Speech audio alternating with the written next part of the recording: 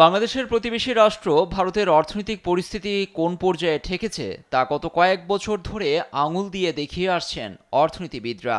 মোদির শাসনামলে এমন পরিস্থিতিতে অভ্যন্তরীণ রাজনৈতিক কোন্দলকে দেখছেন অনেকেই। পূর্বাভাস ছিল চলতি অর্থবছরের জুলাই সেপ্টেম্বরে প্রবৃদ্ধি 6%-এর বেশি হবে, কিন্তু তা ভুল প্রমাণ করে প্রবৃদ্ধি দাঁড়ায় 5.4% হারে, যা গত 18 মাসে সর্বনিম্ন।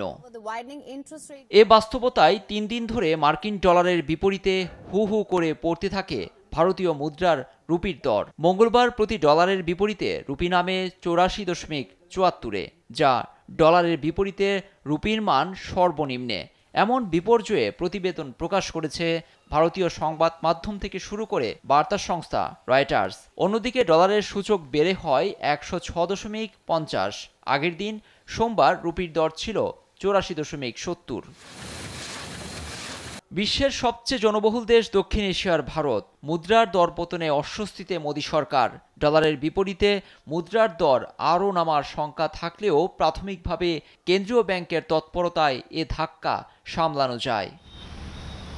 বিশ্লেষকরা বলছেন, ভারতে অর্থনৈতিক মন্দার শঙ্কা রয়েছে, সেই সঙ্গে বর্তমান বাজারে ডলারের শক্তিশালী অবস্থান তো আছেই। রুপির দীর্ঘমেয়াদী দুর্বলতা মোদির শাসনামলে অর্থনৈতিক সংকট আরও প্রকট হতে পারে বলে ধারণা করা হচ্ছে। রুপির পতনের পেছনে রয়েছে নির্বাচিত প্রেসিডেন্ট ডোনাল্ড ট্রাম্পের প্রচ্ছন্ন হুমকিও। ব্রিক্সভুক্ত দেশগুলোকে ডলার বাদ দিয়ে অন্য মুদ্রায় বাণিজ্য না করতে কড়া বার্তা দিয়েছেন ট্রাম্প। নিষেধ উপেক্ষা করলে জোটভুক্ত দেশগুলোর উপর শতভাগ শুল্ক আরোপের হুমকি দিয়েছেন ট্রাম্প। ব্রিক্স জোটে রয়েছে ভারতও। তার এমন হুমকিতে আরও প্রভাব পড়ে রুপির বাজারে।